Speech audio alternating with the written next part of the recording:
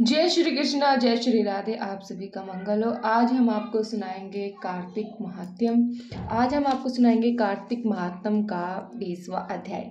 अगर इससे पहले के अध्याय आपने नहीं सुने हैं तो आपको हमारे चैनल पर मिल जाएंगे, वो भी सुनिएगा। और इसके बाद 20वें अध्याय के बाद हम डेली आपको एक कार्तिक महात्म्य के बाद एक कहानी भी सुनाते हैं। कार्तिक में सुने जाने वाली कहानी, कार्तिक मास में सुनी जाने वाली कहानी सुनाने से और सुनने से हजारों गुना फल की प्राप्ति होती है, क्योंकि जो कार्तिक का जो महीना होता है वो बहुत ही पावन और पवित्र महीना होता है। कार्तिक महीने में जितना आप पूजा पाठ कर सकते हो, दान कर सकते हो, तप कर सकते हो, उसका आपको हजारों गुना फल प्राप्त होता है। तो इसलिए कार्तिक का जो महीना है वो बहुत ही ज़्यादा फलदायी महीना होता है। तो चलिए शुरू करते हैं 20वां अध्याय। तब राजा पृथु ने पूछा, हे देव ऋषि, इसके पश्चात युद्ध में क्या हुआ तथा वे दैत्य कैसे मारा गया? कृपा करके उस कथा को मुझे कहिए। नारद जी ने कहा, जब गिरजा वहां से अदृश्य हो गई और गांधर माया भी विलीन हो गई, तब भगवान वृषध्वज चैतन्य हो गई। उन्होंने लौकिकता व्यक्त करते हुए बड़ा क्रोध किया। फिर भगवान शंकर जलंधर से युद्ध करने लगे। जलंधर शंकर के बाणों को काटने लगा, परंतु जब काट ना सका तो उसने माया की पार्वती बनाकर अपने रथ से बांध ली, जो विलाप कर रही थी। तब वो अपनी प्रिया पार्वती को इस तरह कष्ट में पड़ा देख के लौकिक लीला दिखाते हुए शंकर जी संसारिक जनों की तरह व्याकुल हो गए।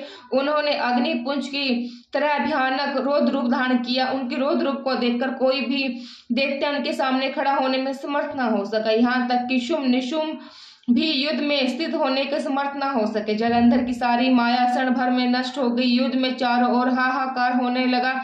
शिवजी ने उन्हें भागते शुंभ निशुंभ को शाप देकर बड़ी धिक्कार दी और कहा, तुम दोनों बड़े दुष्ट हो, तुमने मेरा बड़ा अपराध किया है।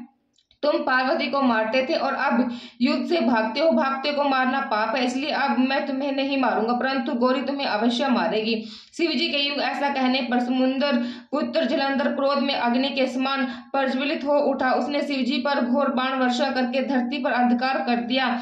तब उस दैत्य की ऐसी चेष्टा देखकर शंकर जी बड़े क्रोधित हुए। उन्होंने अपने भंजे हुए सुदर्शन चक्र को चलाकर उसका सिर काट डाला और एक प्रचंड शब्द के साथ उसका सिर धरती पर गिर पड़ा और भयंकर हाहाकार होने लगा। अंजन पार्वती के समान उसके शरीर के 2 खंड हो गए। उसके रुधिर से संग्राम भूमि व्याप्त हो गई, सारी धरती विलाही होगी। शिवजी की आज्ञा से उसका रक्त और मांस महागौरव में जाकर रक्त का कुंड हो गया तथा उसके शरीर का तेज निकलकर शंकर जी के शरीर में वैसे ही प्रवेश कर गया जैसे वृंदा का तेज गौरी जी के शरीर में प्रवेश हुआ था।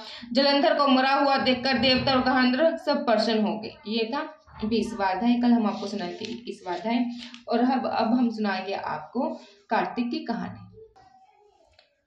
लक्ष्मी जी की कहानी। एक साहूकार के बेटे की बहू नित्य ने मंदिर जाती, पीपल सींचती और घर आकर गणेश जी का पूजन करती। एक दिन गणेश जी उसके सपने में आए, बोले, मांग क्या मांगना? उसने कहा, रिद्धि सिद्धि देवे, अटूट भंडार भरे। गणेश जी बोले कि कार्तिक में दीपावली पर घर घर को झाड़ू पोछा का साफ सफाई करना, धोना पोछना और पीपल के नीचे बैठकर भगवान गोपाल की माला फेरना, रात को रसोई बनाकर लक्ष्मी जी की पूजा करना, दीपक जलाकर रोशनी करना, लक्ष्मी जी को आंकना। साहूकार के बेटे की बहू ने वैसा ही किया। रात को लक्ष्मी जी बिल्ली का वेश बनाकर आई, आकर रसोई का भोग लगाया, रोशनी देखी और बोली, तू क्या चाहती है? साहूकार के बेटे की बहू बोली, पीढ़ी पर बैठो। लक्ष्मी जी बोली, मैं आज तक किसी की पीढ़ी पर नहीं बैठी, मैं तो आती जाती रहती हूँ। पर उसने कहा, मेरे यहाँ तो आपको बैठना ही पड़ेगा। मेरे माँ बाप, भाई भतीजे, बेटे पोते, मेरे धी जमाई, कुटुंब कबीले वाले क्या जानेंगे कि इसके घर लक्ष्मी जी आई थी? इसके लिए तो 100 पीढ़ी तक यहीं रहो।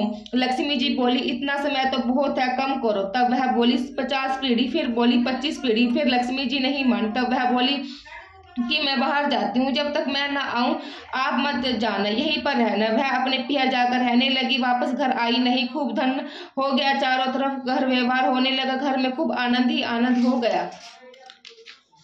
हे लक्ष्मी माता, सब पर खुश होना, जैसे साहूकार की बहू पर हुई। कहानी कहने सुनने पर, हुंकारा देने पर, लिखने पढ़ने पर, हम सब पर, हमारे परिवार पर खुश रहना। जय माँ लक्ष्मी, जय माँ लक्ष्मी।